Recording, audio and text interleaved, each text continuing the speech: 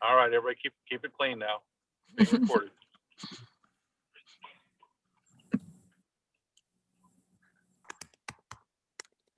All right, well, looks like we're missing Muriel and Carl.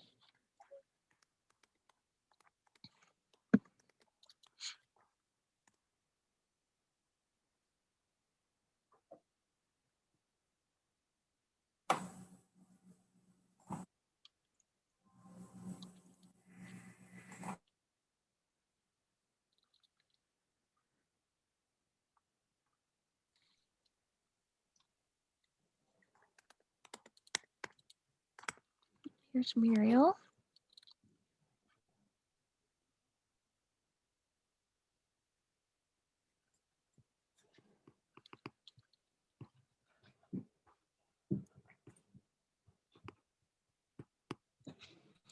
And here's Carl.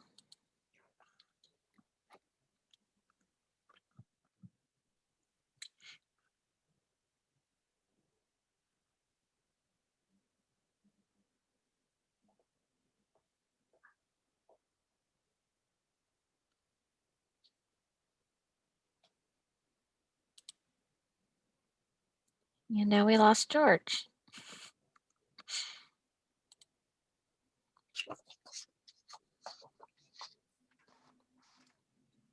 Oh, here he is.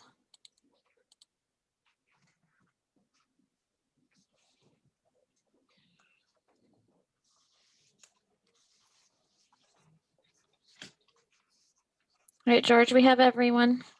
All right. Sorry about that. My laptop decided to do an automatic update right then. So, okay. So let's go ahead and we will call the meeting to order at 5:33. Amber, if you want to go ahead and start roll call, would be great. Chair Kennedy. Here. Vice Chair Hawthorne. Present. Member Bowie. Here. Member Brito. Here. Member Clemente. Here. Member DeMoss. Here. Member Gorky Schroed. Here. Member Martin. Present. Member McCullough. Present. And Member McNeil. Present. Okay, fantastic. Member reports. I don't have anything to report new this month, so I will defer to Ed and I. We had a meeting with the city manager, and I'll let Ed talk about that. I mean, I talk now. Yeah, member reports. All right. So We can do it in that one instead of because it's not a committee report. we'll do it now. Okay.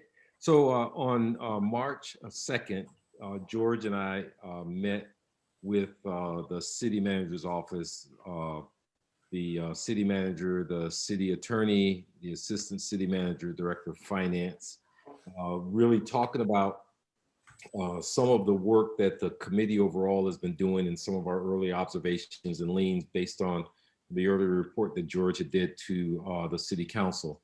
And the intent was, one, to share with them, but also to get from the city kinds of priorities that they have been looking at. What is the city manager's office doing, and where there might be some common ground around the things that we're doing to get the support that we need to deal with it. And a couple of things came out of that. And one was around mental health and human services, which he captured under the umbrella of homelessness and the ability to sort of be able to drive some priority and focus around that whole area with so many players in the mix and so many things out there, so guidance and the work that were coming out from that would be sort of one area. The other one was around transparency and some acknowledgement around the fact about how the how the survey process is working or not working, the use of the various channels that the city have to get good voice of its citizens in sync with the budget process that can lead to the development of the strategic priorities for the city. And the other one was really around, we talked a lot about community policing and how that might look and or work, and some of the work that Francis is doing to drive sort of a look at that.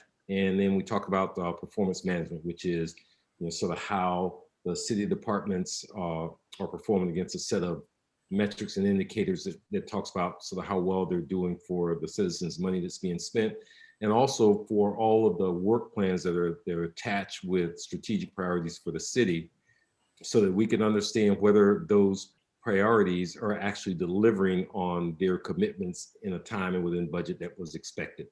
And so we agreed that we would go back, continue to do our work. I believe we got some support from them in terms of how they're looking at things. So I think overall it was a positive meeting, and I think that George and I have another meeting coming up with Dawn.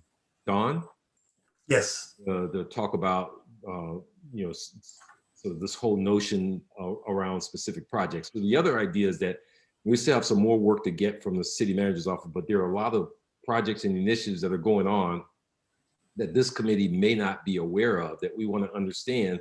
We don't want to reinvent the wheel, but there are things that are going on that are consistent with some of the recommendations, priorities from this committee, and we want to reinforce that they should keep going. If they're very different, we kind of want to talk about why. So I think it's important that we get sort of a handle on some in-flight projects.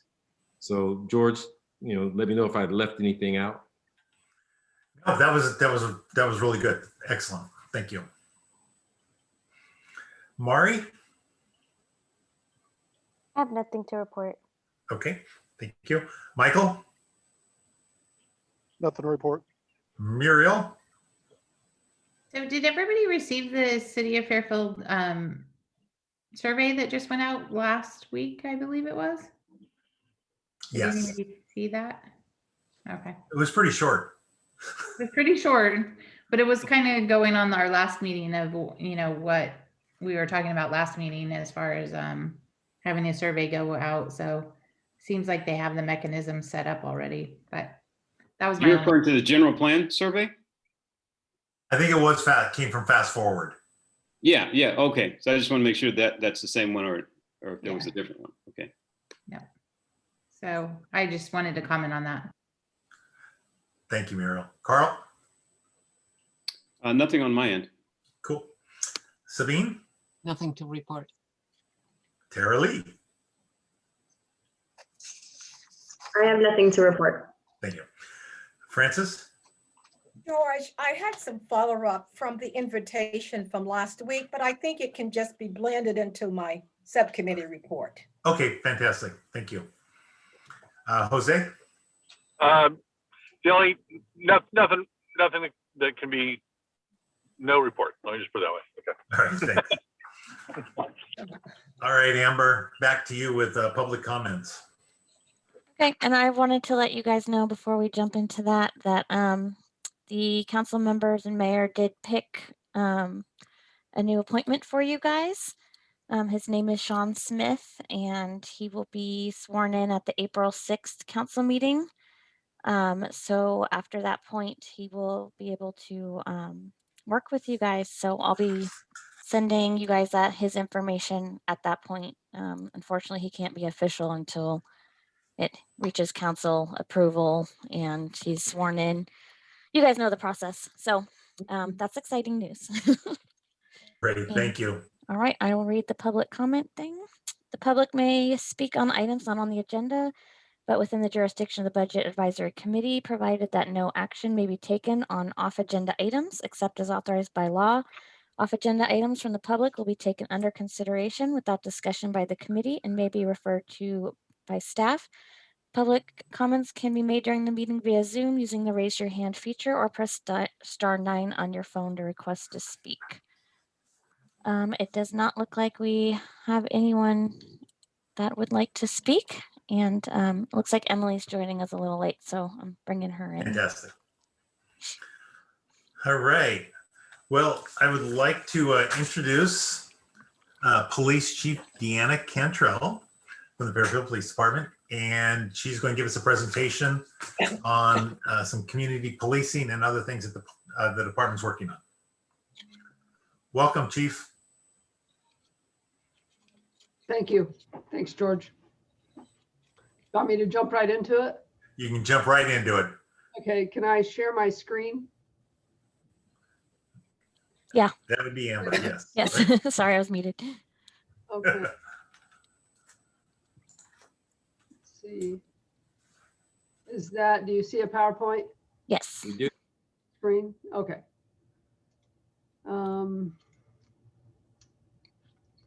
All right. So Frances reached out and had some questions about community policing. And so I sent her a response, and then I think, George, you may have reached out, or one of you did, about me just talking to you a little bit about that and a little bit about community policing in general. So I Thank just wanted to start with a very short one slide, just overview of the police department. You may already know this information, but I thought I would share it. We have 198 full-time staff. 125 of those are sworn and 73 are professional staff. And then we have volunteers. Right now we have 10. We are looking to increase that number. COVID was tough on everybody, but certainly our volunteers weren't able to come in over the last year. And so we're really anxious to be able to get them back.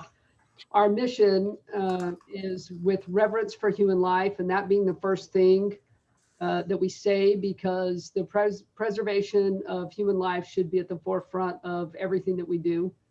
And so with reverence for human life and the highest degree of ethical and professional conduct, the Fairfield Police Department will, while working in partnership, and this is part of community policing, while working in partnership and as guided by the Constitution, meaning everybody's civil liberties and civil rights, safeguard the lives and property of the people we serve. And law enforcement, that's one of the roles, and enforce the law and reduce harm to make our community safe for all. So you're going to hear this term reducing harm, and I'll talk a little bit about that philosophically, my belief in that, and in why policing exists, why we exist in our communities in the first place. And it is about, in my opinion, about reducing harm and not causing it and not increasing it, hopefully. So our goals, we have 5 overarching goals for the next year. And the first one of those is about reducing crime. We reduce harm by reducing crime, of course, and homelessness and the fear of crime. And crime and the fear of crime are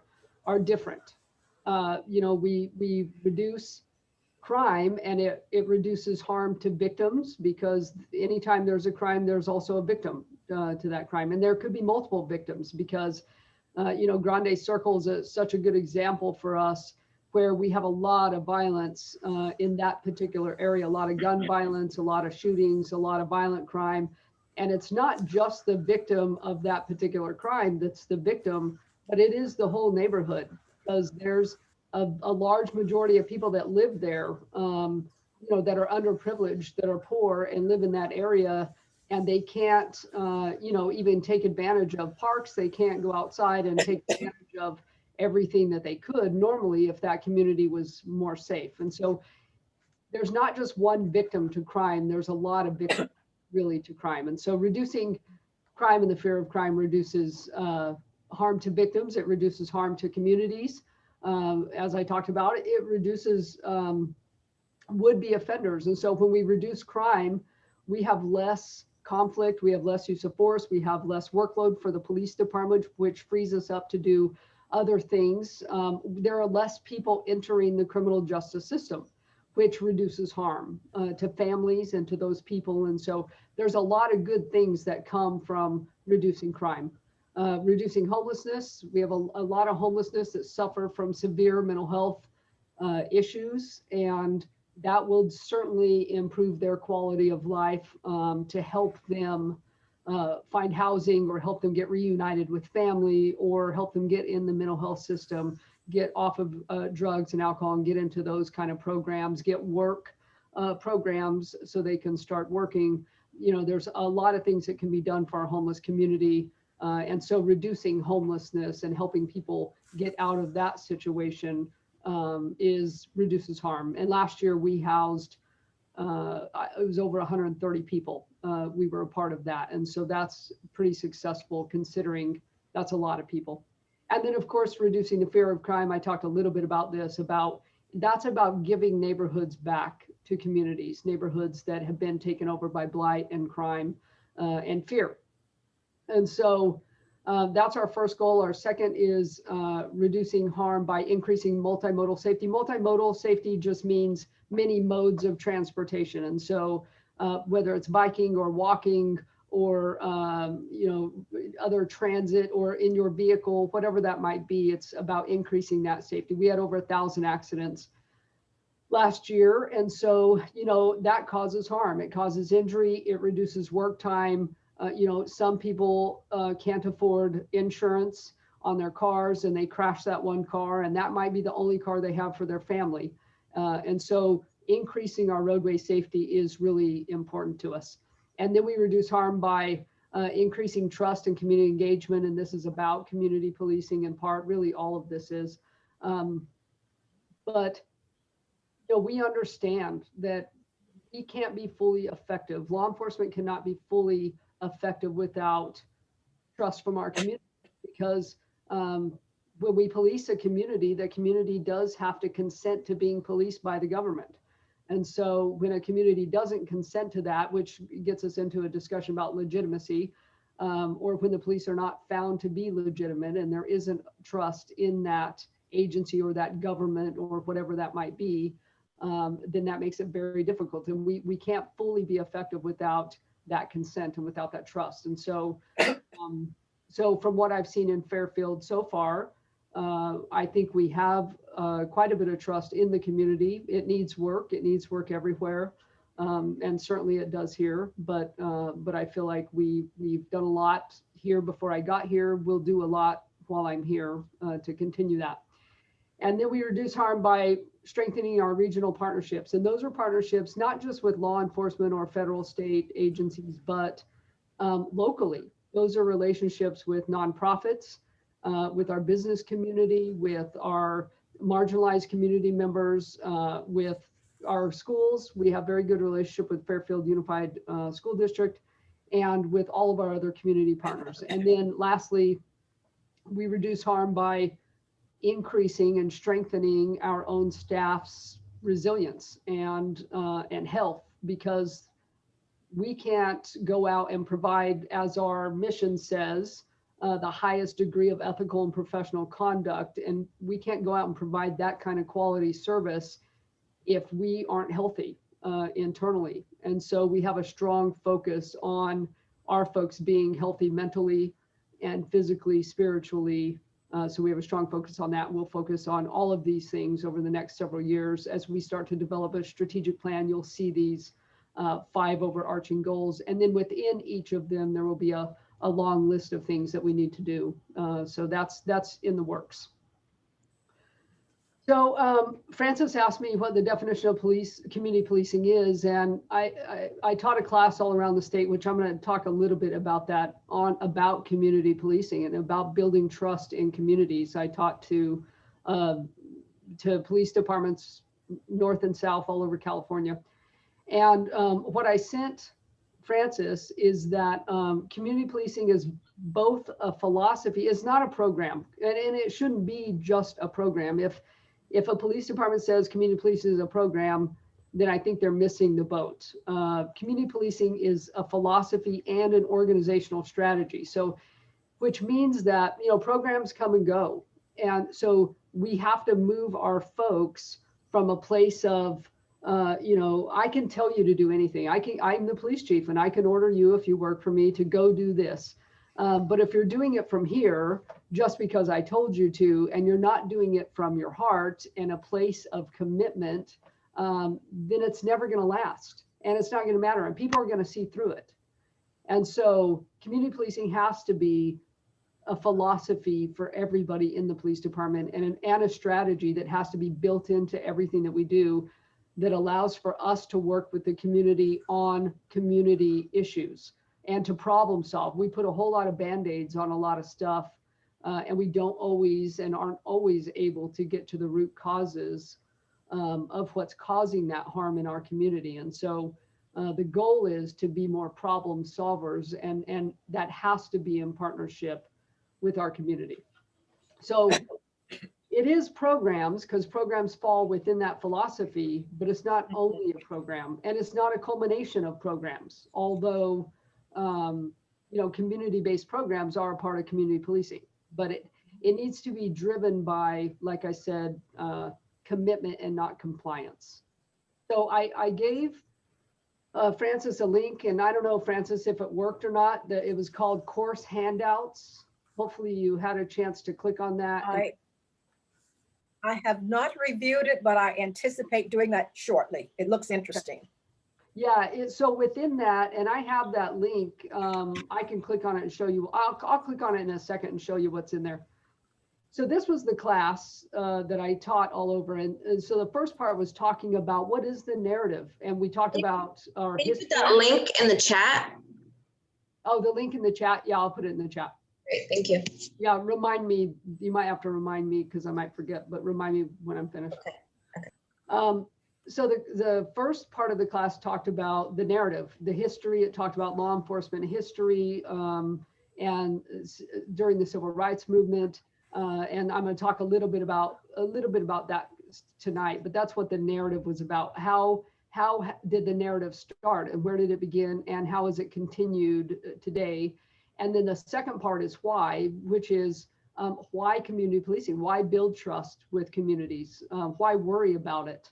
And so, the importance of all of that. And then the next part was about what does the community want? And this is from those course handouts that I'll send you all. It's and I only sent probably 15, maybe 20 of studies that have been done all across the United States by a bunch of different institutions with communities, mixed communities all across the US about what they're looking for. What do they want from the police department? And I called it meaningful engagement because I felt like after reading all of those studies, that is really what it came down to. They don't want lip service. They don't want you to go out and kiss babies and shake hands.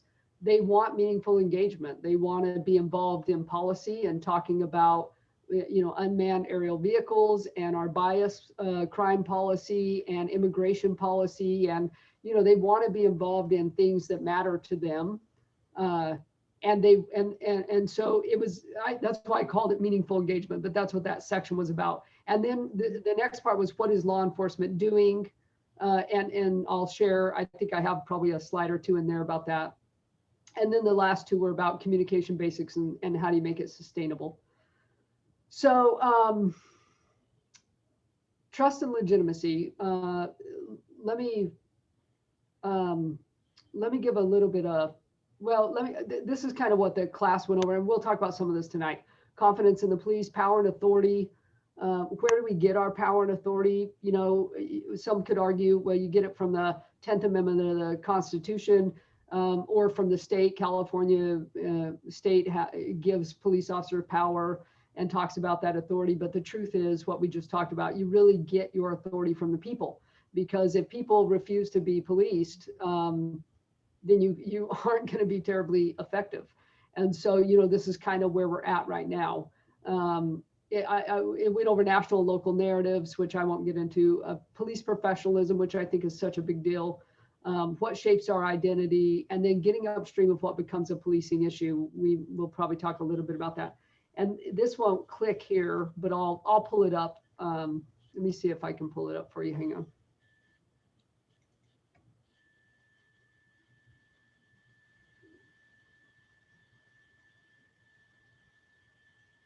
Can you see that? Did it change what you can see? No, we still see trust and legitimacy. Oh, let's see. New share. Hang on. See if that, did that do it? Yes. Okay. So within here, this first one, I'll just click on one of them that I actually quote. Let me see. Beyond the conversation. This is a pretty good one. Trust initiative is good. Policing in vulnerable populations. There's a lot of really good studies actually in here. this one, let me click on this and just show you what it looks like. So this was done by the Policing Project at New York University School of Law, the Police Foundation, and the National Urban League put this together. And what it goes over their key findings, but taking stock of community engagement, it talks about how many communities they surveyed. So like this is the likelihood that community members will provide feedback on departmental policies. How likely is it? It's very likely, depending on how they're engaged. And so it goes over a whole bunch of different things in here. So I think this slide is probably in my presentation to you tonight. So that's just an example of one of them. There's a whole bunch, building trust in communities. There's a whole bunch of different ones. So you can feel free to look through these. I'll send you the link, like I said. So let me stop sharing that one. Hang on. And go back to this one.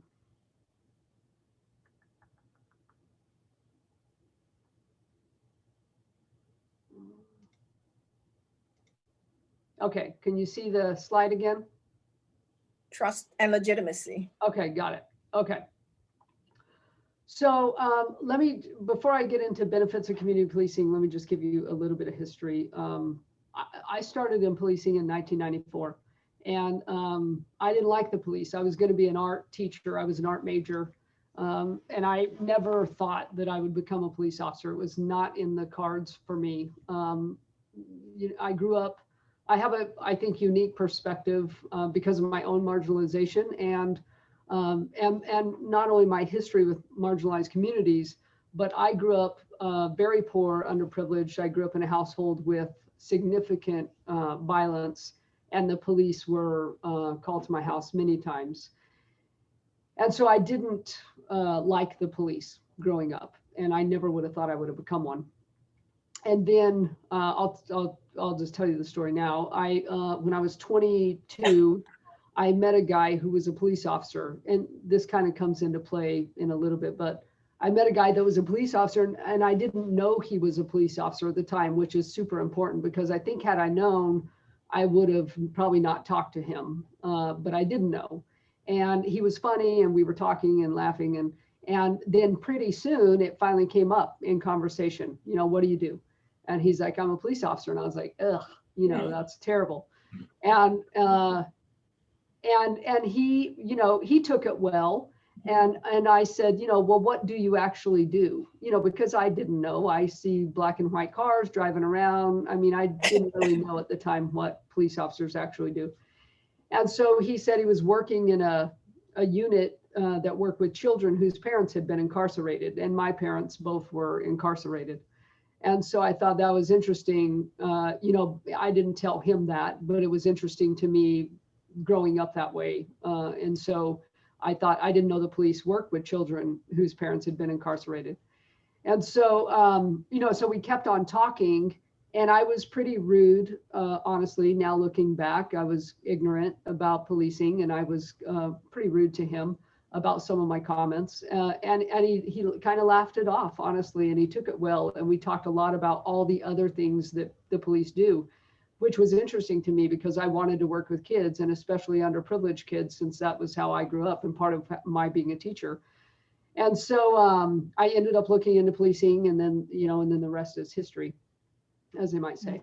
So, so I believe that, and if you ask me why the police exist, I will tell you that we exist to reduce harm. We exist to make people's lives better, and that's super complex.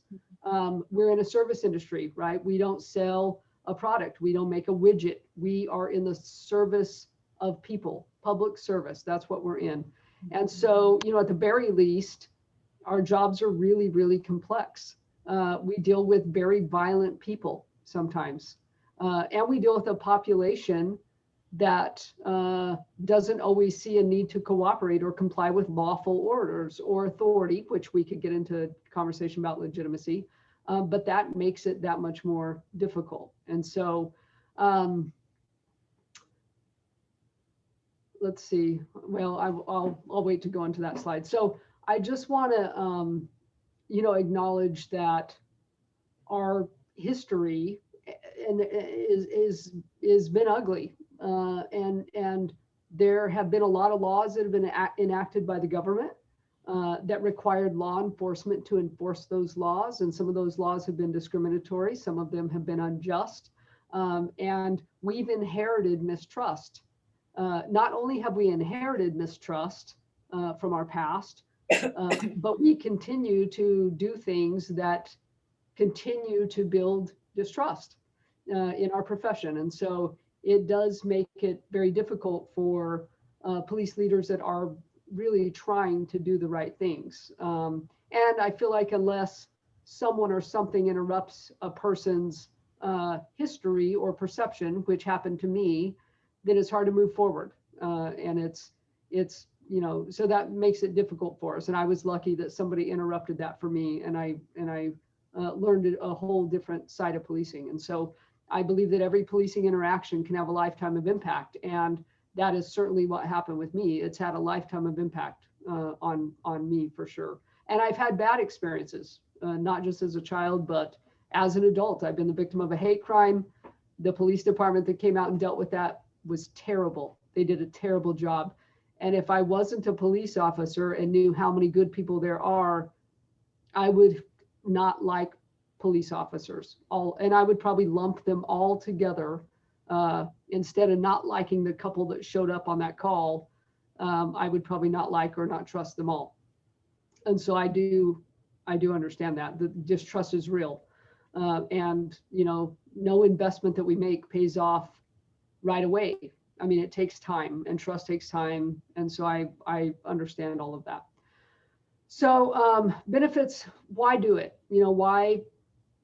Why community policing? Why bother building trust? I mean, because we absolutely have to have it. I think the first thing is that not only does it increase safety, but it decreases crime and violence and arrests, which we talked about the real impact of that, especially on marginalized communities, on our poor communities. If you look at any city, any large city that has socioeconomically divided areas like Fairfield. Fairfield has very wealthy, I think in our county, Fairfield has the most wealthy zip code or area, and also has the poorest area in our county. And so when you have socioeconomically divided communities like that in any city, when you look at crime, you overlay a crime map over that, where is crime and violence occurring? It is occurring in our poorest, most marginalized communities. And so decreasing crime and violence is a must. And those communities absolutely need us to do that work. And we need them to do the work with us. When we have better trust, I think we have more cooperation, and we have better problem solving and not just putting Band-Aids on everything. We work better together to reduce all that harm. We tackle social issues together, homelessness, mental health issues, and things that you might think are not a policing issue, but housing, education, reentry programs, restorative justice programs, all of those things do become a policing issue. Divorce rates, single parent families, drug and alcohol addiction, all of those things downstream become a policing issue at some point. And so having good youth programs, especially starting at that age, good gang prevention. We just talked about that yesterday, that we don't have in Fairfield. We don't have a good gang prevention program. We have a gang unit, but they're very reactionary to all of the gang violence that we have in the city. But what are we doing to prevent young people from getting into those gangs to start with? Because crime prevention should take priority over arrests, because whatever you can prevent from happening is 1,000 times better than making an arrest. So other benefits, we have a better mutual understanding. We understand the community's issues and problems and concerns, and the community frankly understands the complexity and difficulty of our jobs, and we empathize with each other better, which is completely, I think, lacking now. It makes our jobs easier, certainly. It makes our jobs more enjoyable. I hope it makes the community more enjoyable. It reduces tension between law enforcement and the community.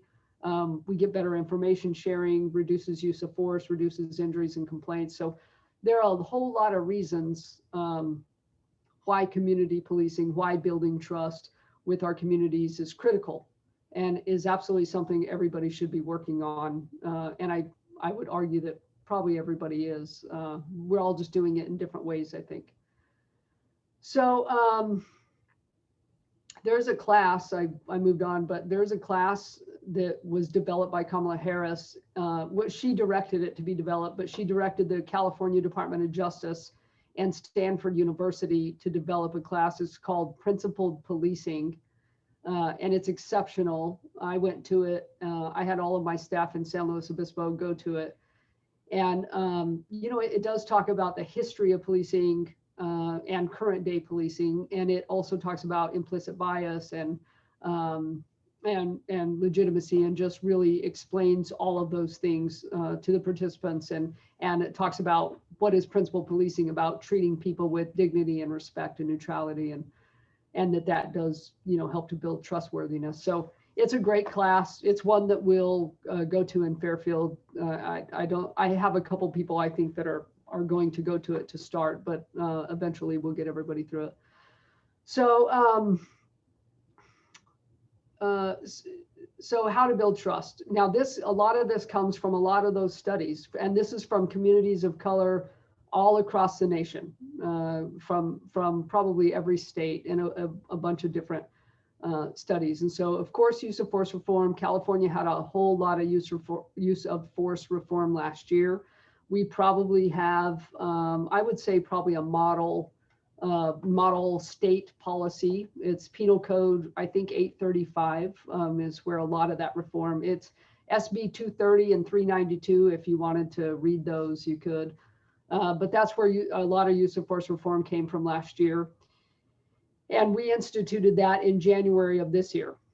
So there's still a lot of training we haven't gotten. California Post, or peace officer training standards and training, is supposed to, as part of those mandates, legislative mandates, is supposed to give us a lot of training that hasn't all happened yet, but I'm guessing will happen over the next year.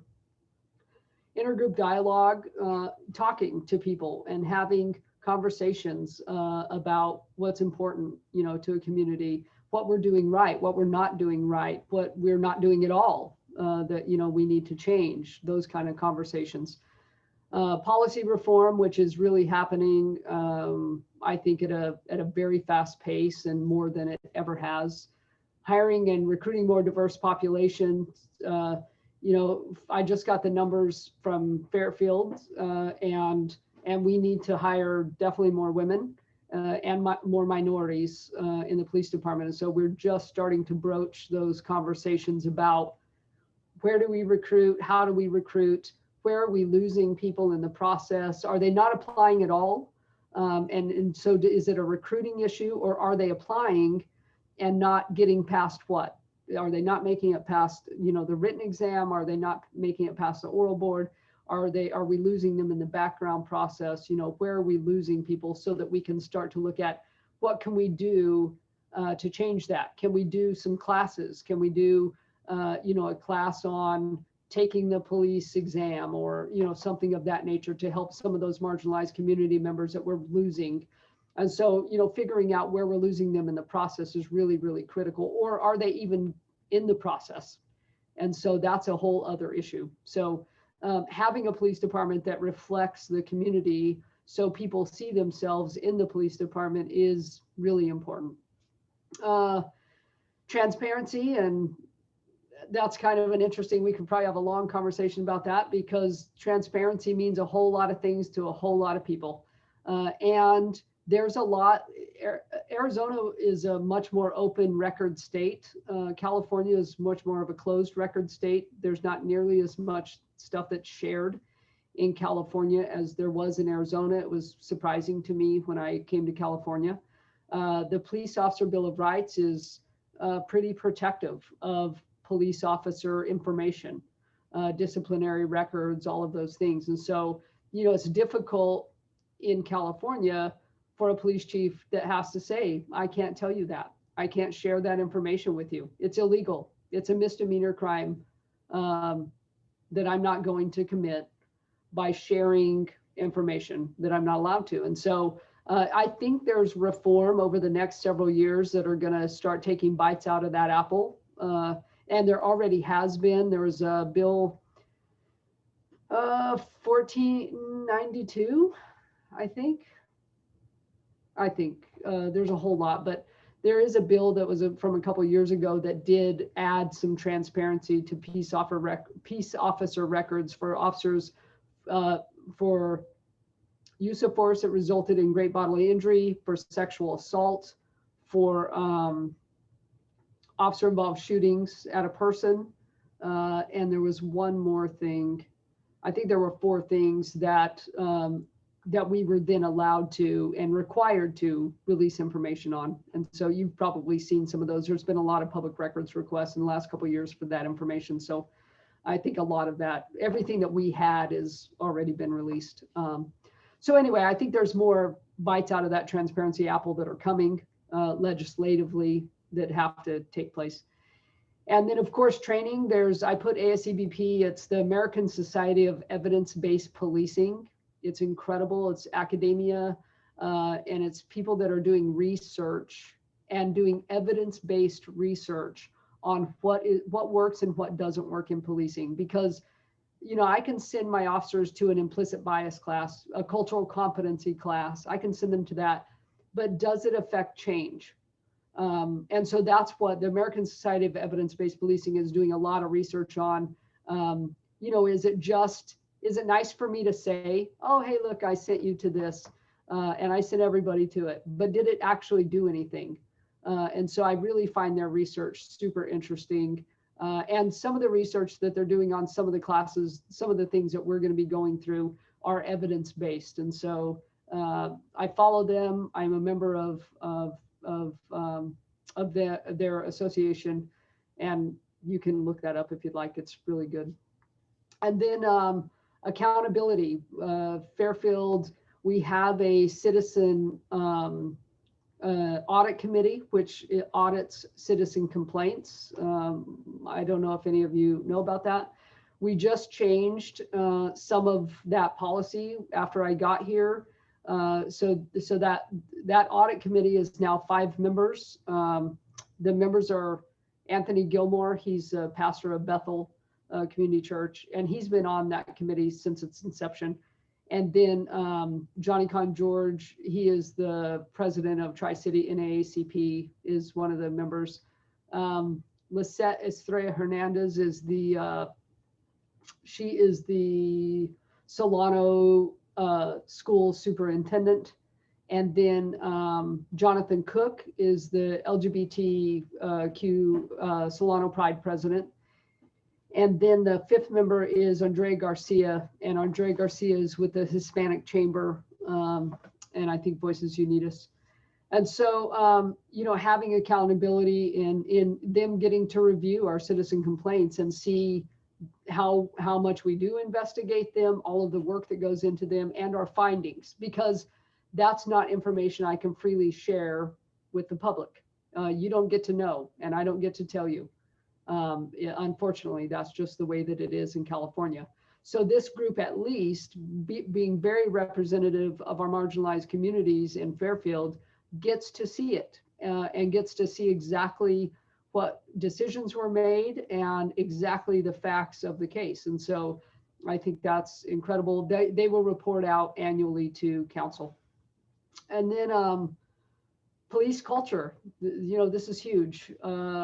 And changing police culture and having good police leaders that are reform-minded, and which I think more and more you're finding more police chiefs that are reform-minded, but there are still many that are in policing that aren't, and so changing the culture of policing is important. And then of course meaningful engagement, and that means a million different things, and you can look at all of that stuff. Professionalism, I think, is one of the keys. You know, I would love to not have a policy that says don't be rude to people. I don't think we should have a policy that says don't be rude to people, because you just shouldn't be rude to people. No, even if they're very rude to you, you know, you have to be in control of yourself and have emotional intelligence and understand where you are. But I have to have a policy that says that. And so I think police professionalism, which encompasses not just professionalism like you might think, but the duty to intercede. You know, the duty to intercede is not just about use of force. I know that's what the law was written for, but the duty to intercede is to intercede in all things, in force, in rudeness, in civil rights violations, in inappropriate joking. You know, we have a duty to intercede with each other in all of those ways, and that's part of changing culture. So, you know, there's so many things that impact policing, and you know, we mentioned it a little bit before, but how do we as a society get ahead of those things that become downstream a policing issue, like failed housing programs, poor education structures, you know, persistent unemployment and underemployment, you know, the racial gap that we have and inequalities that exist in education and banking and affordable housing and, you know, healthcare, all of those things. And so all of those things downstream end up for some people becoming a policing issue. And so I think us as a society need to deal with a whole lot of structures, you know, not just policing, but there's a whole lot of structures. So this is about, you know, what are we doing? So this is from one of those studies, and this came from a whole lot of police departments, big and small, about what are they doing. 85% of police departments, so that's most, are having meetings with specific stakeholders. And so that is true. We do that here in Fairfield as well. They have social media, 84%. We also do. Regularly scheduled community meetings held by the police. We have those. I attend Voices Unitas. I have people that are on that. Johnny Con George and I from the NAACP talk pretty regularly, actually. But I have attended his meetings. I'll go to the Chamber of Commerce, all kinds of different meetings, and then participate in meetings that are held by other people. So community groups, which not only I participate in those, but a lot of my staff does as well. And then community forums or listening sessions. I did one with NAACP early on. It's, I think as COVID starts to lessen and we're able to be around each other more, I think some of this will continue and will grow. I did something called Ask Me Anything, an AMA series. And so I'm happy to do that or sit on a panel. I thought about putting a panel together on homelessness and having municipal law enforcement, county law enforcement, county behavioral health, you know, drug and alcohol, one of our 501c3s, one of our homeless services providers, and getting a panel together to talk about all, because it's super complex. And there's so many different perspectives and people that are trying to do different things. And so I thought, you know, a panel, we did one in San Luis Obispo, and it was really helpful, I think, for people to hear all of those different perspectives from mental health to policing. And then meetings with advisory councils, citizen review boards. I talked about our citizen audit committee is one of those things. And then online surveys. We haven't done an online survey here that I know of, maybe in the past. I think I put, let's see, a couple of these. So 3 of these slides just from that. Topics which departments request feedback. So this is important. And I don't know how much we've done in Fairfield, but we will do this. I did this regularly in San Luis Obispo, and we will do it here. We are working on a strategic plan. When we get to that point, we'll have community input on our strategic plan. We'll put out surveys to the community and get some community input on that plan and what they believe needs to be in that plan. 40% of police departments requested feedback on whether or not to adopt a new technology. Unmanned aerial vehicles is one of those. I met with our community in Slope when we were going to adopt that technology. And I know we went to council. We already have cameras. We have license plate cameras. And I don't know, that went to council before I got here. and I'm guessing, I don't know if they met with the community in addition to the council meeting or not, but I know that did happen. How to prioritize law enforcement activities. You know, I'm not sure. That's kind of a difficult one because I don't know that you understand all of the things that we have going on, or calls for service, or types of calls for service. And so it might be a little difficult for the community to help prioritize enforcement activities. 53% existing or proposed agency policy. I like that. I shared a link with Francis that has all of our policies. And so you could go through and read any of them that you'd like. And then I'm happy to sit down and talk about some. One of my community members from the Jewish community in SLO brought me LAPD's use of force policy. And they had such a good preamble statement in their policy that I copied it and I put it in ours in SLO. And I actually copied it and put it in our policy here as well, because it was really good. So just meeting with the community on that kind of thing. Anyway, so you can look at those last couple things. And then the last one was, you know, what do we have? Do we have body worn cameras? Yes, we do.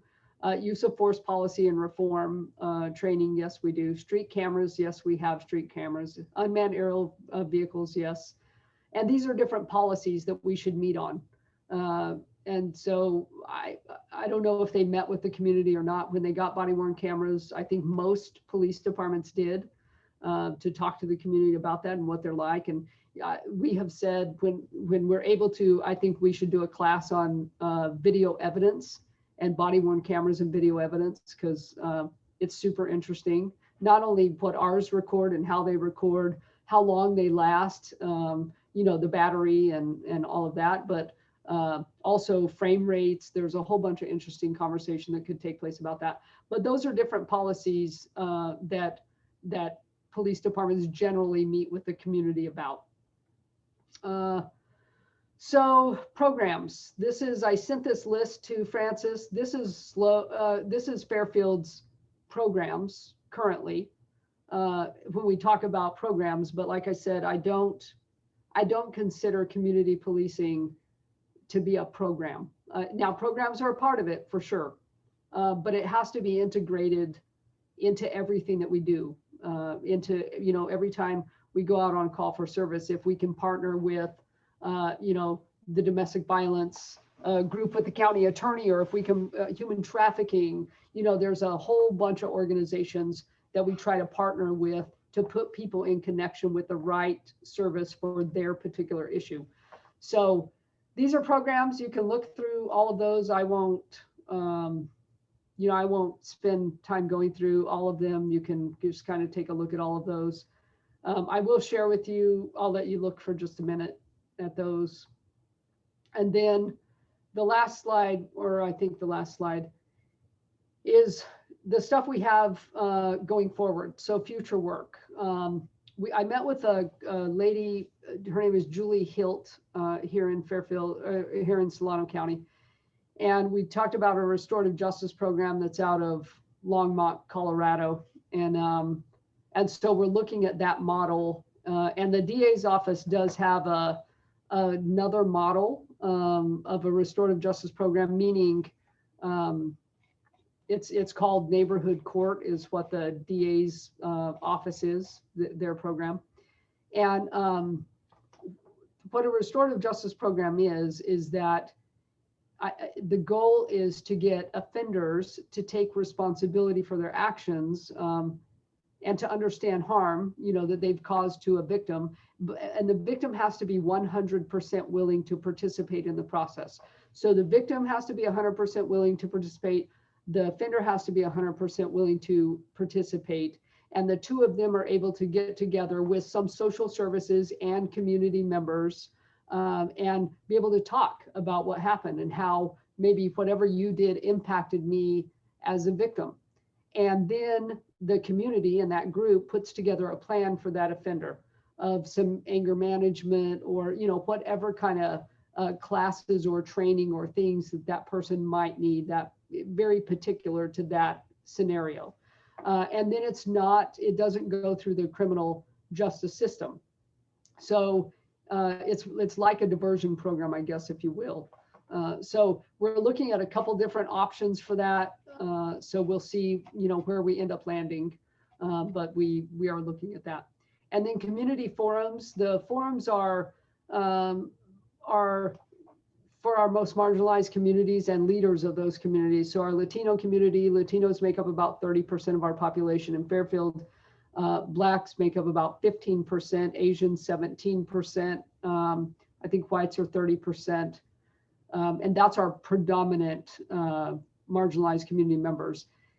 And so and then an LGBTQ community, of course. And we don't have a university, so I wouldn't say we have a large student population or anything like that. We do have Solano Community College, which actually I did talk to one person that's at Solano Community College, and maybe that is a group that we end up meeting with as well. So so getting leaders from that community, because you can't meet with everybody, but you can meet with leaders of those communities and listen, to what's going on in those communities, have a liaison with the police department and that liaison goes to community events and is a phone call away for anything that's going on. And I've seen this work very, very well in both of my last two, in Arizona and in San Luis Obispo. This kind of program works very well, because not only do we learn about the community and their needs, we got training from our transgender community on the trans community. We got training on cultural competencies from our Muslim community and our Jewish community. So not only did we get training for our staff from our community, but we also provided training. We provided training on use of force and on body-worn cameras and policing a community and all kinds of different things. And so we shared. And we got to know each other incredibly well, over the years, where there was no trust in the beginning. And so starting those community forums will be in our future. Peace is policing education and community engagement in its classes that will go out and will teach in the community for anybody that's interested in coming. Even having difficult conversations and critical conversations around race and around policing. I think it's important. And I don't know everything. But I'm certainly willing to listen and to sit down at the table with anybody that's willing to sit down and talk about police reform.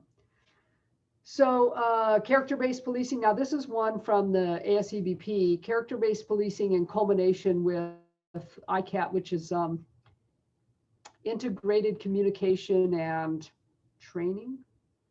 I think that's what it stands for.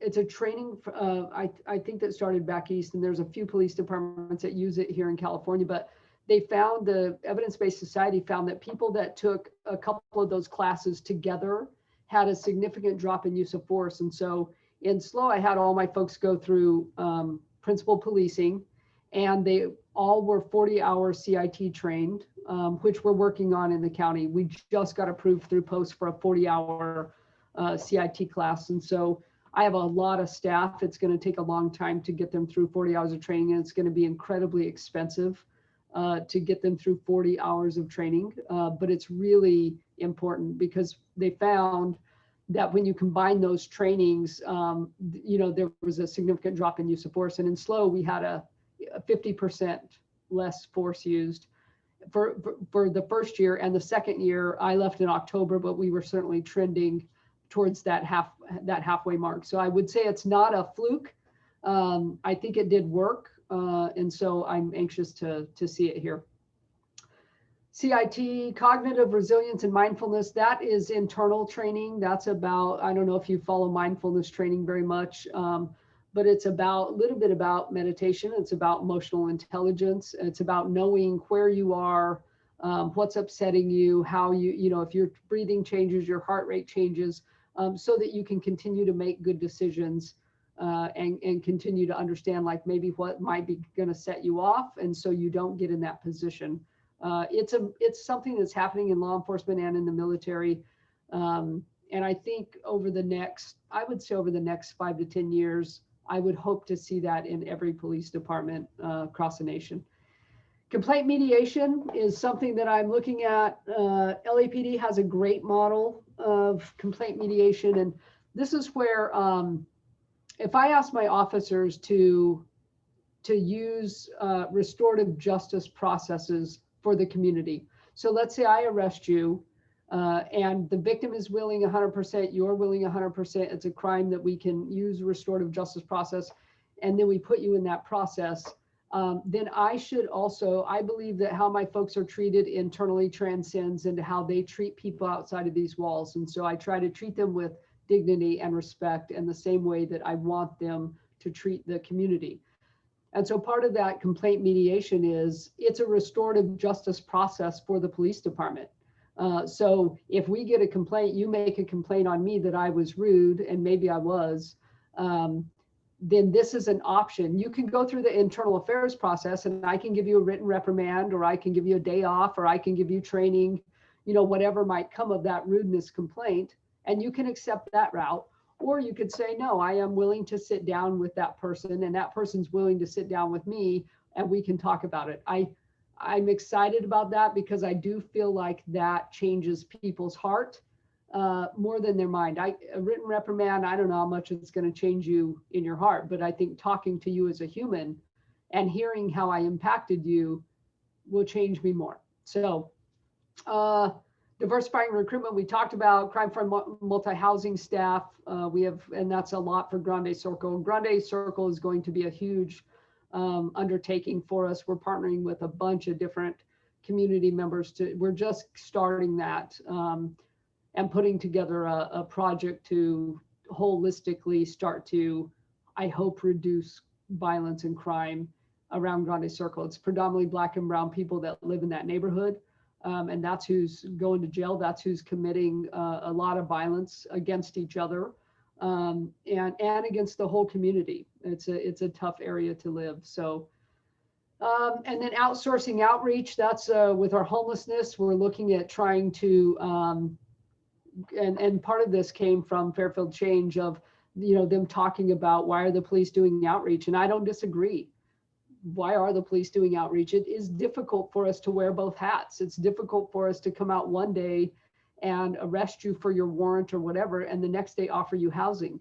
There's a statistic that it takes a social worker 11 times, 11 contacts with a homeless person for that homeless person to accept services from them, 11. It takes a police officer in uniform 77 times for that person to finally build enough trust. And so it makes more sense to have social workers doing that outreach. And so we are working on a plan for that with the city manager that we'll bring to council at some point. And then of course our strategic plan. So I think that was the last slide. Yes, it was. So can I answer? Oh no, I need to share that link.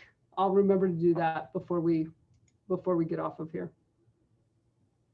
So any questions? Well, I have one. So Chief Cantrell, first I want to thank you for coming and sharing all this great information with us. And you've actually left me with I've written down a ton of questions that I know we don't have time for in this meeting, but I would like to follow up with some just because I'm curious and interested. But my broader question, I'll try to summarize this, is you talked a lot about community policing, which is really important. So my question to you about the strategy that you're putting together is community policing a component of the strategy? And this will be a long-winded question, but it'll all hang together. And then we've also talked a lot about social issues, homelessness. A lot of people have their fingers and hands in social issues. And under that umbrella, is that also a part of your strategy? And if so, do you see yourself as the owner and leader or the partner and supporter of that particular kind of work? And then once you establish the strategy and your goals, then it'll be really important to really talk about sort of what are the specific projects and initiatives to deliver on the goals. And then how are the success measures set up so that you and the community will know that that strategy is actually making a difference? That is a lot of questions. Yeah. You're not kidding. So we can follow up later if you want. I mean, just. Well, I'll tell you in general, from what I got from that is, Yes, there will be a lot of, when we get our strategic plan developed, and part of that will be community outreach, we have to do internal outreach in the police department. I see it falling under those five things that were mentioned. And then just like you said, within each of those pillars will be a laundry list of, which I have a whiteboard in here and all that's written down, will be a laundry list of things that fall under building trust and community engagement.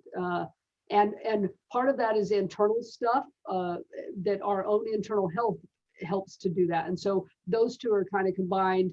Decreasing crime, that absolutely involves community policing and partnerships. All of those, pretty much everything in there does have components of community and police department partnerships, which is community policing in and of itself. You know, and the other thing is that it is the community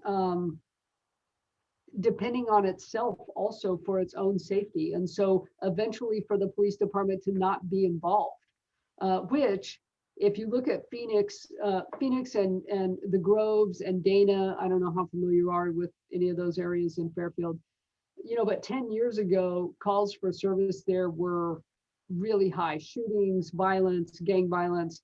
The police department and the community came together, which is very much what we're going to do with Grande, and developed programs and started something called crime-free multi-housing. You know, and if you go there today and you go through those neighborhoods, kids are out, they're playing in the parks. It is a different place, and the calls for service show it. You know, we have very low calls for service in those areas, but they are starting to creep up. And part of that is because we haven't been a good partner over the last few years. I think we took our foot off the gas and we depended on the community to do everything. And we still have to remain involved and make sure that anything they need that they get from us, because we can't let those slide.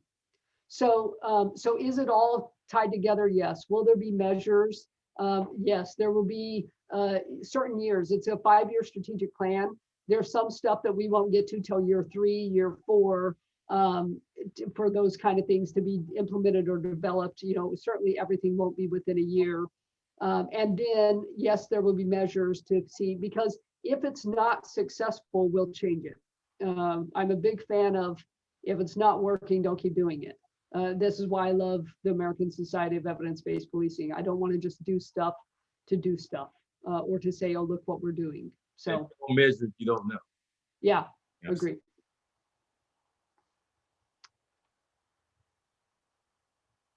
I don't know if Francis asked a question. She's on mute. You're on mute, Francis. Able to.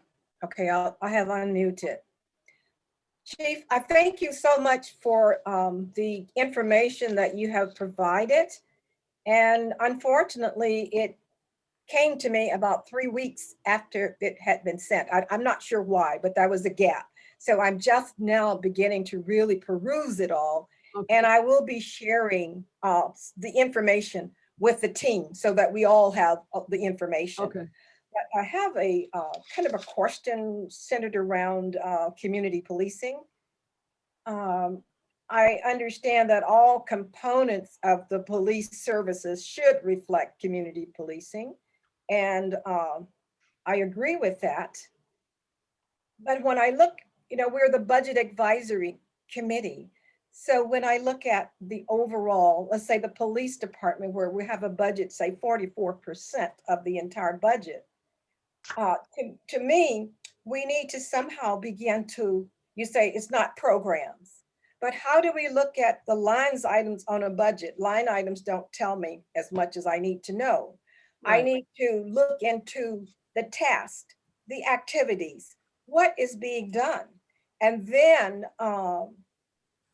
move forward to, is there adequate funds in the budget? You know, what is being done, what needs to be done? And somehow we have to have an assessment of task, activities, people, and then advise for future funding. I don't disagree with you, Francis. The line items are, you know, they capture a broad section. Like my personnel costs are about 85%, I think. And a lot of those, if you go through and look at all those programs, Those are largely personnel costs. PAL is the Police Athletic League. We serve about 80 kids a month from very low income families. And you know, that has actual funding. PAL has actual funding assigned to it.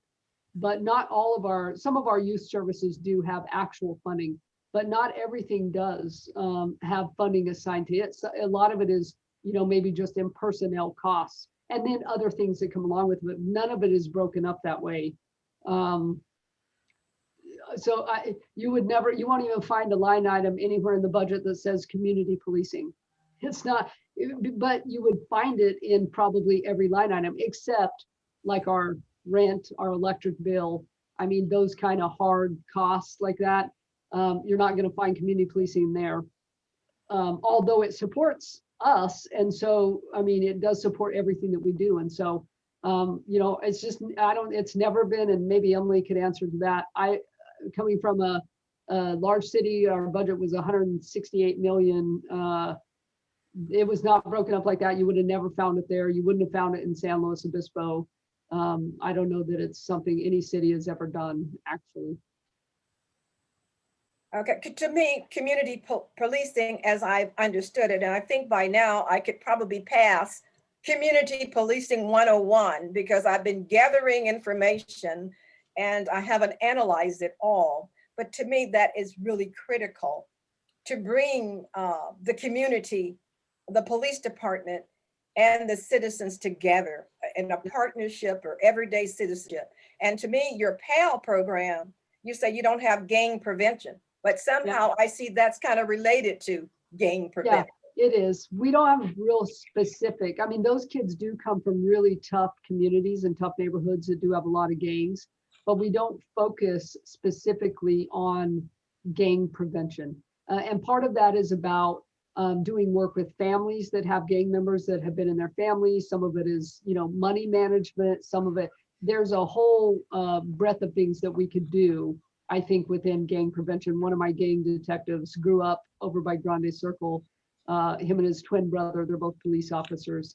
And we were talking last night. He's in the gang unit. They both are, because they have a love for this community and that community in particular, where there are a lot of gangs. And him and I talked about that there's no prevention. We both agree that we've got to change that. Now, I don't have funding for it, but I do have money to pay his salary. And so, you know, we can start some gang prevention type programs with only the money that I pay them. But which means I have to pull them away from something else they're doing, maybe gang enforcement, even if it's a couple hours a week, and have them do gang prevention. So it wouldn't change the line item. The line item would still say Officer Brownridge, you know, and it would still have his salary, but you wouldn't know what he was doing. You know, like we, you know, our subcommittee is on the sort of the comparative budget now. So we looked across 24 cities at funding, and most of those, the biggest line items were police and fire, right? And to Francis's point, right, it's a disservice to you and to the city as well, because in fact, when people look at the big number, 40+%, you say that's the biggest one, so we ought to be doing something with the police budget. But the question is, if there was more clarity around what those programs were and how they were measured, and maybe the benefits that were being derived and impacted those programs, it might be a whole different kind of conversation. Yeah, I agree with you. Yeah. You know, and I mean, I have one budget analyst. He has a $47 million budget. He deals with all the grants, all the getting all the reimbursements from like fires. And I mean, I'm actually going to convert one of my open civilian positions. I'm going to try to convert that this year to a second analyst, you know, and maybe that's something we could have them start doing some work on, you know, since I'll have a little help in there. Great. It'd Any be of the committee members have any questions? It'd be interesting if nothing else. I mean, and I think would probably be the only police department in the nation that might be looking at that, but it might be super interesting. You know, and maybe after this committee is over, if you're extended, maybe someone from the committee would want to even help try to start breaking that down. Okay. And I have, George, I have one last question that's sort of not community policing, but just a question for the chief, which is lots of news around the disproportionate number of people of color, Black and brown people dying at the hands of police. How does that metric line up with the city of Fairfield? Now, don't jinx me, Edward. I'm trying not to. Don't jinx me. That's the last thing I want to do. So as far as deaths go, I don't even want to say the words that we haven't had. So I'm not gonna say it because I'm superstitious in that way. And I'm grateful that we haven't had. And we have so few officer involved shootings in our city. I think we generally will have one, maybe two a year, and didn't have, I'm gonna knock on wood. We didn't have any last year, and hopefully that will continue to be the trend. And I think some of that is de-escalation training, better de-escalation, better CIT training, but the truth is we recovered over, I think it was close to 300, it was over 200 guns. And this is not just us, this is Vallejo, Vacaville, CHP. We just had this conversation, we had a meeting today about how many guns we are all recovering. And our violent crime rate has gone up 25%. And so it is a matter of time. We've had a lot of young kids that have taken off from stolen vehicles, running away, and they throw that gun in the bush. Thank God they throw it in the bush. But it is a matter of time till one of them does this instead. And then, you potentially we're going to end up in an officer involved shooting. So I don't know the numbers as far as deaths. I do know our numbers. I'm looking at all of our data on arrests. And so I've shared that information with, we have the faith packets, mostly Black pastors here in Fairfield, because I've asked them for some help in reducing crime that's being committed by young Black men mostly. And I can show you where the crime is mostly occurring, and that 29% of Black men that we arrest, mostly men, and I say men because it really is mostly men. There are women, but it is in all races, it's mostly men. So 29% of the Black men that we arrest are actually not from Fairfield. They're from Oakland and Stockton and Sacramento and outside of our county. We have the 80 that runs through here. And so we get a whole lot of crime that comes from the Bay Area. Okay. And people that come here and commit crime. And so that's a large percentage. 29% is a lot of our overall arrests of Black community members. And so that skews our numbers. And then 40%, so 40% of our calls for service, meaning you call the police, 40% of our calls for service that result in an arrest or an identified suspect. So 40% of the calls for service that result in an identified person identify a Black offender. And then that's backed up by, which I'm having my analysts go through all of them. It's backed up by fingerprints, it's backed up by video evidence, it's backed up by witnesses, it's backed up by, there's more than just evidence. There's more than just you saying, hey, that Black guy committed this crime. So the big question is, because it is disproportionate. Now you look at my Asians, okay, Asians make up 17% of the community. Only 3% of the calls for service that we have that identify a suspect, identify an Asian suspect. And so Asians are not committing crime at the rate for which they live in our community. They just aren't. But Blacks are committing crimes at a higher rate. Now, for many reasons, don't get me wrong.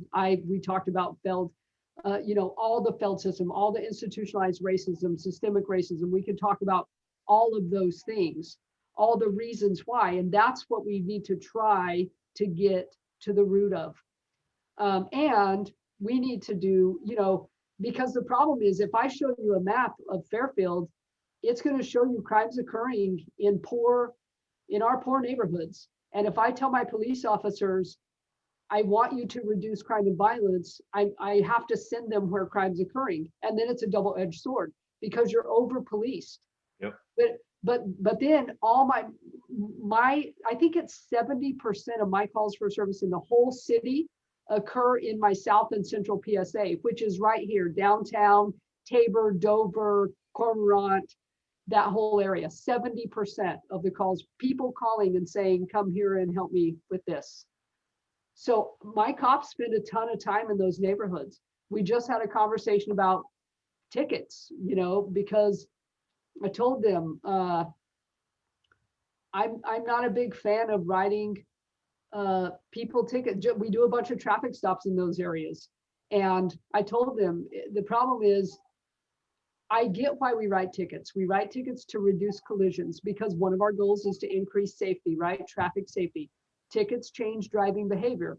But then the conversation we had is how many of our tickets are actually for accident causing behavior, right? We know what those are. They're called primary collision factors. We know there's 10 of them or so. We know what they are. And so, so I have them pulling the data, and I can tell you that I'll bet you less than 10% of our tickets are for primary collision factors, and 90% are for other stuff like a tail light out or whatever. And so the conversation we just had is, if I write you a ticket for your tail light out and you live in one of those communities, if you could afford the tail light, you would have paid it, but you can't afford it in the first place. And so when I write you a $180 ticket for your tail light, you can't afford the ticket. And so you're going to choose between your rent or your electric bill and that ticket. And you're not going to pay the ticket. You're going to pay your electric bill because you have to live. And so then the problem becomes you don't pay the ticket, you get a warrant, you get a suspended license, you get pulled over, you get arrested, your car gets towed, and you lose your job. And what harm have we reduced? None. We've caused harm by writing that stupid ticket. We don't get money for it. We don't get a toaster. Like there's nothing. And so why write the ticket if it's not something that causes an accident? And so, you know, it's an interesting conversation we're having internally about that. And that's part of culture change, right? That is part of us having a conversation about why do we exist, and is what we're doing meeting that goal of reducing harm, or are we just causing more?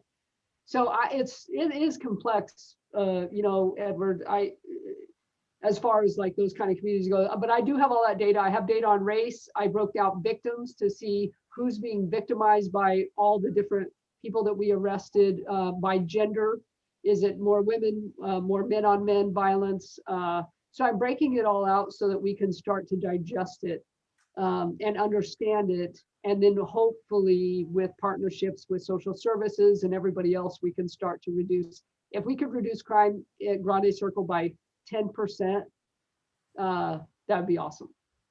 So my question was related, my final question was related to data collection, qualifying it and analyzing it. You mentioned collecting more data. You have one analyst in your office. Do you have external analysts to collect data based on what you have done? And No. okay. And my final question is, does the current budget contain funds for a police oversight committee representative of the folks being served in the city of Fairfield? So the You talked about your accountability group, and I'm not quite sure exactly what it is they do. Okay, so the first answer on the analyst, we do have one analyst, and the analyst for years has been an intel analyst, more of an intel and not a crime analyst. And so I have, our analyst retired when I got here. I just hired a analyst that I got from Davis, and she's relatively new, but I love data. And so, and just understanding, trying to understand everything. And I think data informs us a lot about what's working and what's not working. And so I have one analyst. I don't have anybody outside. The other problem is not just having the analyst, but the way we collect data. We don't, you know, even mental health related calls for service, trying to figure that out of how many do we actually have, how many transports, like all of that stuff. It's not collected well in our records management system or our CAD system as it is. So we're trying to come up with ways to code different calls so that we can collect it better data. The second part is there funding? So the community, what the heck are they called? The CA, my audit committee, the Community Complaint Audit Committee, they're not paid. They're all volunteering. It's a fair commitment on their part as far as their time. So I don't have money in my budget for them. We did training for them. It was a full day. It just came out of people's salaries, and we use our training facility. So we didn't have to pay for a facility or anything like that. And then they came and gave of their time for the whole day. And what they do, just in a nutshell, is if we get a citizen complaint, we get about 20, if I averaged out the last 5 years, I think they range from about 14 to 30-ish. So we probably get about 20 a year, roughly, that they would see. And those are complaints that go through the whole process. So they go through a whole internal affairs process. Everybody's investigated, everybody's interviewed, there's body-worn video, whatever evidence. It's just like a criminal investigation. Any evidence that can be collected is. And then it goes through a chain of command and it gets to the captain. The captain will be the first to look at the whole packet and adjudicate it. Adjudicate means they have a finding. So sustained, not sustained, exonerated, or unfounded. Those are the 4 ways you can find complaints. Sustained means it happened and it was by preponderance of the evidence, it's a legal term. It basically, it's a pretty low standards. It's a civil case standard. So it's kind of like probable cause, like 51-49. Did it happen or did it not? So once the captain makes a finding, then it used to come to me, and I would make a final recommendation. But now it goes from the captain to the citizen review committee. They get to look at everything, watch the video, do all of that, and then they decide if they concur or not concur with the captain. If they agree with the captain, they don't have to write anything about why, although they can. If they'd like to give me any input, they can, but they're not required to. And if they don't concur, if they don't agree with the captain's findings, then they pick one person that's on that committee to be the person that writes it, and they write the reasons why, and they give any input they have to me before I make a final adjudication of it. Thank you. Yeah. I just had one quick question. I know you have to go. Really appreciate your time and the information this evening. Just with respect to community policing, had a question for you. Once upon a time, Fairfield PD used to, during the spring and summer, do the business districts in downtown and North Texas on bicycle. So I'm wondering if there's discussion of any of that coming back as a part of community policing. Sheesh, I feel like you guys got a microphone in my office. All the stuff I'm talking about, you're right on point. You're right on point with gang prevention. We just talked about bike officers today. I talked to my captain. I asked him, have you ever had bike officers? Because we have Alan Witt that just got all the new stuff at Alan Witt Park, and we have all the economic development that we're trying to do downtown, the heart of Fairfield. That's why I thought it'd be interesting to have 2 bicycle officers that kind of patrol that whole area, and even some on the linear park trail. And he said, yes, we do, but it's not a full-time assignment. So just like you said, when the mall is back full, up and running, I could definitely see having 2 bike officers full-time, honestly, at the mall. The mall gets a ton of calls for service. And then having 2 potentially in the heart of Fairfield, Alan Witt, that area at some point. So for now, it is ancillary. So when we have a special event, when we have the Tomato Festival, when we have things like that, we'll put a couple officers on bikes, but we don't have them full time.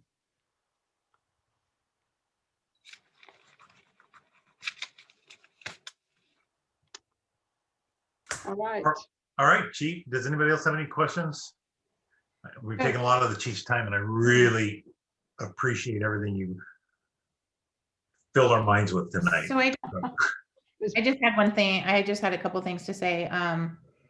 Thank you mostly for your time. I wasn't a big fan of another outsider department head. So I appreciate you. I'm very impressed with everything that you have going on. I appreciate you addressing us. I appreciate you interacting with the community and the leaders that you have. I've heard nothing but great things about you. So I want to say thank you. Thank you. Because it is hard as a lifelong Fairfield resident to kind of have outsiders coming in and not understanding Fairfield's culture and, and I'm also not one to, oh, we've always done it this way, so that's how we have to do it. So one of the things is with the county budget, it has pretty extensive narratives, and we talked about in our group how the budget could have a little bit more narratives. And I think, especially for the police department, having a little bit more narratives in there about what's going on, because you can't, right? You can't open a book and look at a line item and say, oh, look, there's community policing. Or, I mean, you can with the Powell Center if you understand community policing, but you can't with a lot of the other programs. So maybe some of your future budgets could have more extensive narratives in them to talk about some of the things you talked to us about. But I just wanted to take the time to tell you, thank you. I'm very impressed. And I'm excited about where you're going. So Thank you. I appreciate it. And I think if we get that one open position we have converted to a second finance analyst or something of that nature, it'll be great to have some help in there. And maybe that is something that we can look at, making some changes to our line items. So we'll have to look at the county budget. I've never seen it, but maybe if Emily has it, we can take a look at what their narratives are. she knows a little bit about it. Yeah, I did it for a couple of years. County, I might yeah. know their budget better than Fairfield, so we'll take care of you. Thank you. Thank you so much. And as soon as I process everything, I'm going to have just a few more questions to you. Did that link, I put that link in the chat. Did anybody? check it? Okay. It worked? Thank you. It worked. Great. Okay. Well, thank you all. Let me know if you have any other questions that come up, and I'll send you a response via email or through Emily or whatever. right. Great. Thanks, Chief. Great, thank Really you. appreciate it. Great job. Thank you so much. Thank you. All right. Why don't we go on to the consent calendar and approval of meeting minutes from February 11th. Do I have a, I move to approve the minutes. I'll second that. All right. Roll call vote. 1 second. Chair Kennedy, yes, Vice Chair Hawthorne, Ed, you're on mute. Ed, you're on mute. Unmute. That was a big yes. okay. Member Bowie, Yes. Member Brito, Yes. Member Clemente, Yes. Member DeMoss, Yes. Member Gorky Schroed, Yes. Member Martin, I approve. Member McCullough.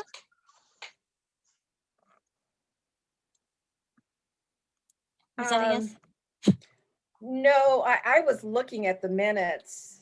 I guess it was approved that they were adopted as approved. But when I looked at member reports, I saw sort of a mixture of member reports and subcommittees reports combined. And if that's how we did it, I can approve it. Otherwise, I'll abstain. Yes. Yes, Francis, we did it last month because I didn't get the separate subcommittee reports on the agenda, so we did it as member reports. Hearing that, I will say yes. All right. Member McNeil. Yes. Okay, thank you. Thank you. Okay, now we'll go on to new business subcommittee updates. Another meeting. Ed, you want to go ahead and start with your committee? Yeah, I don't have anything new to report. We had our committee subcommittee meeting, I think a couple of weeks ago, and we are actually still in the process of just wordsmithing and vetting our final input document. So I think we probably have one more subcommittee meeting, and then we're probably done, and we will have written up our final recommendations and get them to you for input to use either in the mid-year or the end. But I think we finished our work. Great. Carl? Nothing new to report, and in the interest of time, I'll just say that we're continuing to look at different survey information that comes out and see how we can tie into some of that, as well as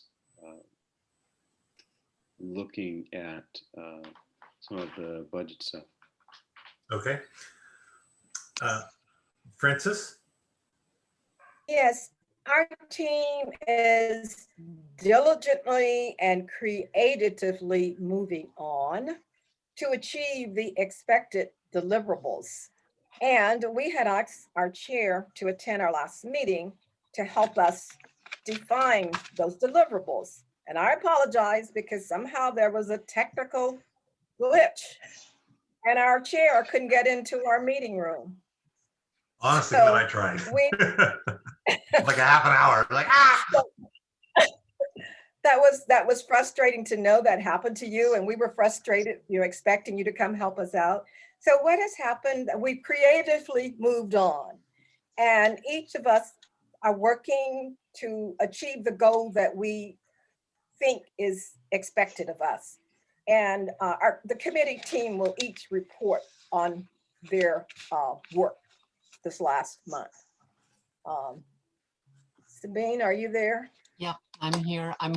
I'll go first. This was my first meeting. I just got into the committee, and I'm still kind of feeling my way around it. I took over the objective of looking at the fiscal year 2019-2020 work plan, which is finished, is done, is outdated from our current perspective. There has been no follow-up work plan. So we are trying to communicate with the city manager to see where the next steps are going to lead on that. There has been a lot of leadership changes, so we wanted his vision of a future work plan reflected in the report. fantastic. Thank you. Muriel is working still on the reserves. So in working on the reserve and the fund balance is something that Brian and Emily do a really good job at reporting to the board. Overall, it seems like Fairfield's doing well on their fund balances, but I'll have a more detailed report on that. But one of the other things that we also talked about within our committee is looking at the full-time equivalents of each department. I think it was George that sent an email. Somebody in the group sent an email about the permits and how long it takes to get a permit and that situation. And so, are they unfunded? Are they, do they not have enough employees? What's going on? And we also talked about full-time equivalents within each department, comparing that to like cities, so we could do a recommendation, and then maybe even doing like a little salary survey, total compensation survey, just a little one, just to see where Fairfield is, and then possibly recommending a complete salary survey for the whole city within our budget, so within our committee. Great. So, Muriel, I did have a conversation today with Dave Gassaway, Assistant City Manager, who's head of community development, specifically about that, their staffing levels right now. They are presently down 2 staff levels, and they know their lead times are way long, and they know it's an issue out there. And he actually has a work plan set up to get permitting down on basic tenant improvements down to a 2-week time frame. So it is something they're working on. They're interviewing now. So I was talking to him about some other stuff and brought that up because organization I'm a part of has had a minor tenant improvement in for 10 weeks now. So it's one of those things that he explained why. So thank you for noting that. And I think you've heard enough about community policing tonight, and I think many of you know where I'm trying to go with it. So Joyce, Great. that's it for us. Super. Jose. Yes, sir. Our committee, the chairman has not solicited enough information from his fellow committee members, so I blame myself for that. Because because I guess I am the committee chair. But we did publish our list of, goals, or at least the ideas behind, how to disperse or divvy up additional revenue or revenue that comes from things, mainly because we're focused on the golf course. The revenue that we can choose to work with is the revenue from the golf courses, and then really the cannabis tax, which now that's been pushed off by another month for issuing those permits. So I think if I could ask the committee as a whole, as well as my subcommittee members, to look at what we had put together and expand on that or add any other color around it. I think it's a pretty good look at how to divvy up, excess dollars. I'll call that, say that they're excess dollars from that the funds create, that the enterprise funds do throw off, and give guidance to the city council going forward. That I think these could be a good source of revenue to help fund some of the issues that we're all concerned about. But I think we just need to codify those and get those in. With that, I'll let my other committee members jump in and add what they need to add or want to add on that, or nothing. So I'll add something for your committee, Jose. Okay. I don't know if you guys were as I don't know if board's the right way or a policy wonk like me, but I did stay for that entire council meeting through their Yes. hours of cannabis tax and presentations by the 5 prospective licensees, and the variation was absolutely amazing. How one of the potentials is actually proposing $3 million in tax revenues to the city just from their one location, and the lowest was 100 and something thousand, and this was first year. So I think there's such a huge right. There's this disparity, and no one's really sure. And looking to other cities and what they get, and then doing some research on my own through other sources that I have, it seems that the revenue is driven, or the purchasing is driven by the cost of the product itself. Right. Cities that have high taxes don't sell as much as those that have low taxes on it.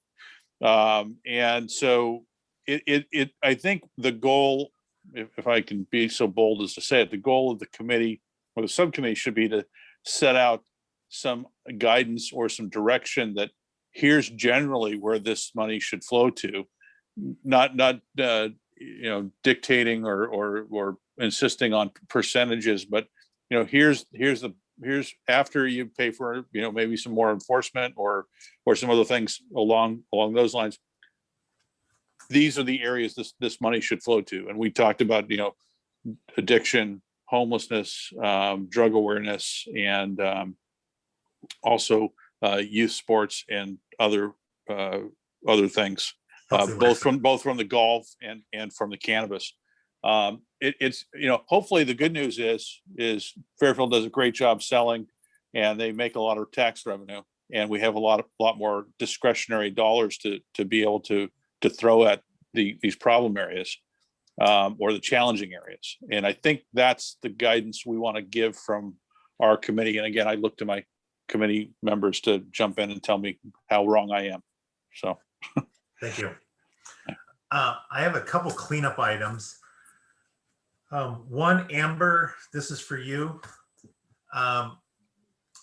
April, are we going to be able to have a in-person meeting in April ourselves?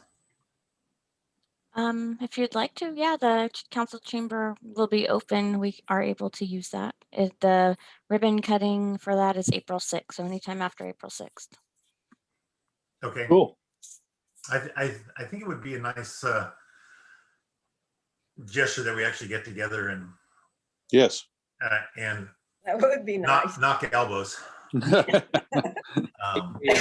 George, I'm all together for knocking elbows, but not if in fact our city health officials say that it is not safe for us to. No, so we've been released to do that, and that's why I brought that up. So that April 6th is the ribbon cutting ceremony. We're in a red tier now, so public meetings can happen up to a 25% of the facilities Capacity. Yeah. capacity.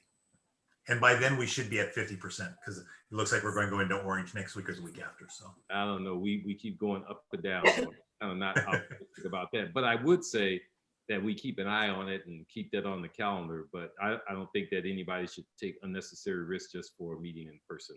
gotcha. Well, Well, yeah, I am saying with Ed here, I was pondering since we've never met except in our own boardrooms, where would we be meeting? The new city hall we would be meeting there where there's lots of space. You'd be meeting in the council chamber. So the same place the city council meetings are held, we can use that facility. We So could there's sit at the dais, seven but councilmen. yeah, so there is more members, so we'd have to like spread out among the room kind of and figure that out. The issue with that is I don't yet know how, if somebody chooses not to come in person, if you can participate. So if you can't come in person, then and you don't feel comfortable, then you'll just be absent at this point. Unless we figure something else out. I have to figure that out with IT first. So I don't have Yeah, an I was answer gonna for say, that yet. I would think IT could do, kind of a Zoom thing, or at a minimum, we could just use a laptop as the Zoom room, right? Well, And the then room have it. size is large, so that would be Mhm. difficult to. Why don't we How just we did let it in the past is by phone, so your Yeah, voice yeah, yeah. would be on Gotcha. the phone, so it Yeah, wouldn't be Zoom. yeah.